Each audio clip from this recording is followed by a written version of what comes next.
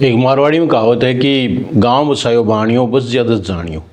इस तरह का कुछ विद्या संबल योजना में हो रहा है, लेकिन इस बार ऐसा नहीं होगा। इन्होंने पूरी प्रोसेस तय करके और चरण वाइज, यानी प्रथम चरण है, द्वितीय चरण, तृतीय चरण, ये अलग अलग निकालेंगे।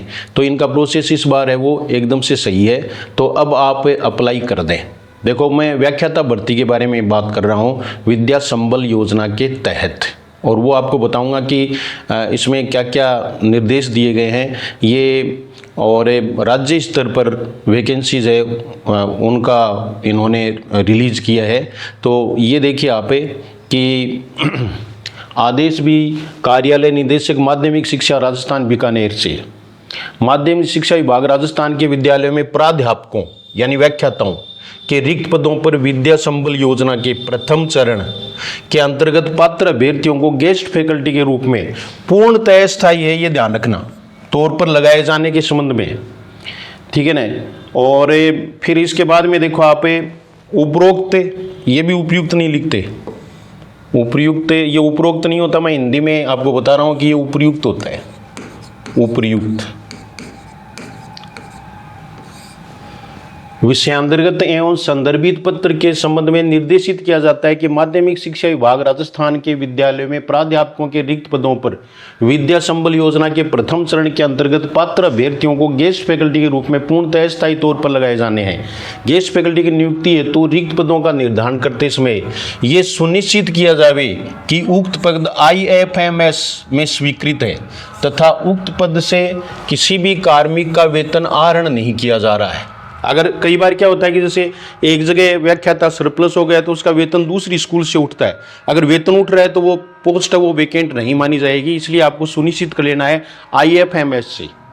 साथ ही आपके जिले में पूर्व में इस संबंध में यदि कोई विज्ञप्ति आदेश जारी किया गया है तो उक्त विज्ञप्ति आदेश को इस पत्र के संलग्न प्रेषित प्रारूप के अनुसार तत्काल संशोधित किया जाना सुनिश्चित करें।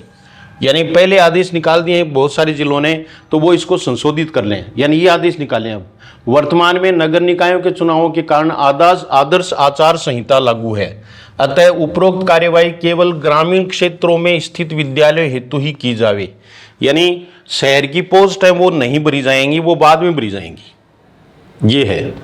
और फिर ये देखो, जो मुख्य जिला शिक्षा अधिकारी है उनको बताया गया है, इनको ये आदेश निकालना है कि शिक्षण व्यवस्था को सुदृढ़ करने तथा विद्यार्थियों को गुणवत्तापूर्ण शैक्षणिक सहयोग उपलब्ध कराने के उद्देश्य से विद्या संबल योजना के अंतर्गत मुख्य सचिव महोदय के पत्र क्रमांक इतने इतने के जयपुर दिनांक 18/8/2026 और ये वित्त विभाग के परिपत्र इतने से दिशा निर्देशों के क्रम में माध्यमिक शिक्षा विभाग राजस्थान के विद्यालय में शिक्षकों के रिक्त पदों पर विद्या संबल योजना के प्रथम चरण के अंतर्गत पात्र अभ्यर्थियों को गेस्ट फैकल्टी के रूप में पूर्णतः स्थायी तौर पर लगाया जाना है। शिक्षकों के पद, योग्यताएं, शर्तें और प्रक्रिया निम्नानुसार होगी। प्राध्यापक पद का नाम है, ये योग्यता याद रखना है। राजस्थान शिक्षा राज्य एवं अधीनस्थ सेवा नियम 2021 में संबंधित पद एवं विषय हेतु वर्णित प्रावधानों के अनुसार। इसका मतलब है कि संबंधित विषय में उसका MA होना चाहिए या MSc होना चाहिए या MCOM होना चाहिए, और उसका B.Ed में सब्जेक्ट होना आवश्यक नहीं है, केवल वो MA हो और B.Ed हो, यानी PG और B.Ed, ये मानो आप, ठीक है ना। कईयों को ये दिक्कत रहती है कि मेरे B.Ed में ये सब्जेक्ट नहीं था, मेरे ग्रेजुएशन में ये सब्जेक्ट नहीं था, तो उसके लिए फर्स्ट ग्रेड में कोई बाध्यता नहीं है। आप केवल जो है MA या MSc या इसके अलावा MCOM, वो अगर आप हैं तो आप इसके लिए योग्य हैं और आपने B.Ed कर रखा है, तो क्यों परसेंटेज भी उस आधार पर निकल जाएंगे। गेस्ट फैकल्टी की हेतु न्यूनतम आय आवेदित पद से संबंधित सेवा नियमों में वर्णित प्रावधानों के अनुसार होगी, यानी जो जैसे अपन निकालते हैं वैसे ही आयु है, वही छूट वो वैसे ही होगी। विद्या संबल योजना के तहत गेस्ट फैकल्टी के रूप में सेवानिवृत्त या निजी अभ्यर्थी लगाए जाएंगे। सेवानिवृत्त भी लगाए जा सकते हैं या फिर जो बेरोजगार हैं वो लगेंगे। सेवानिवृत्त शिक्षक गेस्ट फैकल्टी के रूप में लगाए जाने हेतु पात्र होंगे बशर्ते उसके आवेदित पद की न्यूनतम वांछित योग्यता अर्जित की हो। सेवानिवृत्त शिक्षक की ये 65 वर्ष अधिकतम आयु है। भाषा विषयों को छोड़कर शेष विषयों के लिए अंग्रेजी माध्यम विद्यालय में, भाषा तो जैसे संस्कृत है, हिंदी है, तो उसमें ये बाध्यता नहीं है, बाकी सब में है। कक्षाओं के लिए गेस्ट फैकल्टी के रूप में लगाए जाने हेतु संबंधित पद व विषय के लिए संबंधित सेवा नियमों में प्रावधानित न्यूनतम शैक्षणिक वांछित अर्हता अंग्रेजी माध्यम में अर्जित की जानी अनिवार्य है, यानी ये इंग्लिश मीडियम होनी चाहिए इनके, इंग्लिश मीडियम में। रिक्तियां देखो, विद्या संबल योजना के अंतर्गत गेस्ट फैकल्टी के रूप में विद्यालयों में स्वीकृत किंतु स्पष्ट रिक्त पद पर ही लगाया जाएगा। और रिक्तियों का प्रकाशन ये जो है वो पीओ विद्यालय के नोटिस बोर्ड, क्षेत्र व ग्राम के सार्वजनिक स्थान, जिला शिक्षा अधिकारी मुख्यालय, माध्यमिक प्रारंभिक शिक्षा कार्यालय तथा विभागीय वेबसाइट, ये वेबसाइट है, इस पर देख लो बस, ठीक है ना, पर किया जाएगा। आवेदन प्रक्रिया कैसे करें, ये देखो, किसी भी पद हेतु 65 वर्ष तक की आयु के सेवानिवृत्त शिक्षक निजी अभ्यर्थी जो उस पद की पात्रता रखते हों, निर्धारित प्रारूप में पूर्ण भरा हुआ आवेदन पत्र, समस्त आवश्यक दस्तावेज संलग्न कर विभाग द्वारा निर्धारित की गई समय सारणी के अनुसार अंतिम तिथि तक विद्यालय समय में संबंधित विद्यालय के प्राचार्य यानी पीईओ को स्वयं व्यक्ति से विद्यालय में उपस्थित होकर आपको ऑफलाइन देना होगा फॉर्म। वरीयता का निर्धारण है वो ये है कि सेवानिवृत्त कार्मिक को प्राथमिकता प्रदान की जाएगी, लेकिन ये जाना नहीं चाहेंगे, इतने कम में ये काम नहीं करते हैं। और ये देखो, वरीयता सूची पद की वांछित न्यूनतम शैक्षणिक योग्यता के प्राप्तांकों का 75%।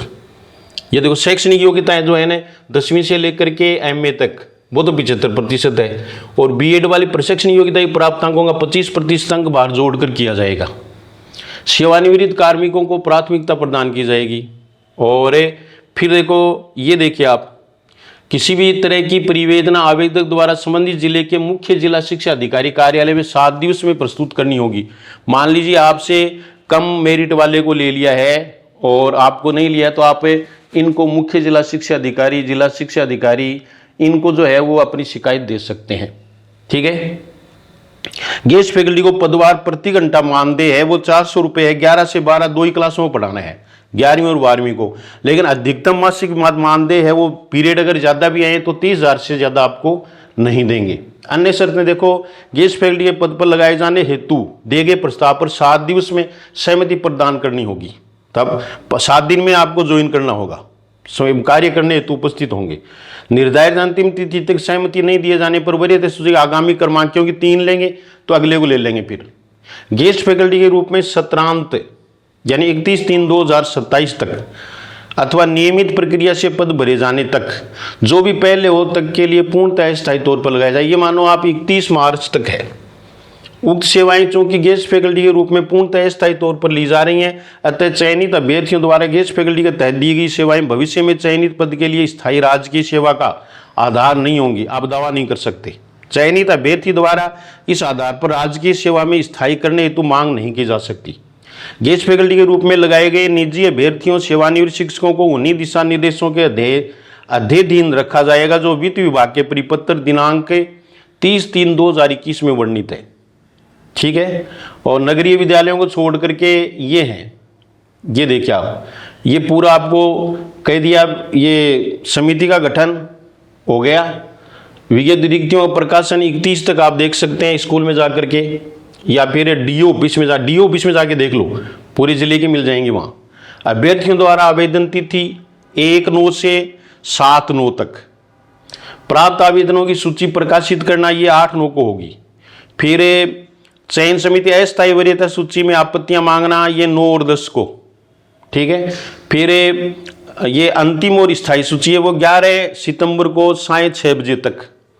और आवेदन पत्र एवं चयन सूची संबंधित मुख्य ब्लॉक शिक्षा अधिकारी कार्यालय में पहुंचाना ये 12 सितंबर को। और मुख्य ब्लॉक शिक्षा अधिकारी कार्यालय द्वारा चयनित अभ्यर्थियों के आवेदन पत्र एवं चयन सूची संबंधित मुख्य जिला शिक्षा अधिकारी कार्यालय में ये 14 सितंबर को। और कमेटी द्वारा चयन सूची अनुमोदन तिथि है वो 15 सितंबर को हो जाएगी, यानी आदेश जारी हो जाएंगे 15 सितंबर को। तो ये मैंने आपको बता दिया है, तारीख ध्यान में रखें। 1/7 यानी 1/9 से लेकर के 7/9 तक आप है वो फॉर्म अप्लाई कर सकते हैं। अगर नज़दीक स्कूल है, आपके सहूलियत है, गवर्नमेंट में लगने का सपना है, तो आपका सपना पूरा हो सकता है। यानी गवर्नमेंट में व्याख्याता बनने का सपना आप पूरा कर सकते हैं। साथ में तैयारी करते रहे। और रक्षाबंधन की आपको सबको बहुत बहुत बधाइयाँ। और आप जो है वो रक्षाबंधन पर जीएस हिंदी क्लासेस से कोर्सेज वगैरह हैं वो खरीद सकते हैं, 1st ग्रेड के, 2nd ग्रेड के, 3rd ग्रेड के, ठीक है। और उसमें आपको फ़ायदा ही होगा। अभी से तैयारी में लग जाएं, तैयारी में लगे रहें। ये तो जो है ना टेम्परेरी पोस्ट हैं, हमें फिर आप स्कूल में जाओगे नहीं, इससे लगने से एक फ़ायदा होगा, आप में एक उत्साह होगा और आप खुद हैं वो तैयारियों खुद ही लग जाएंगे।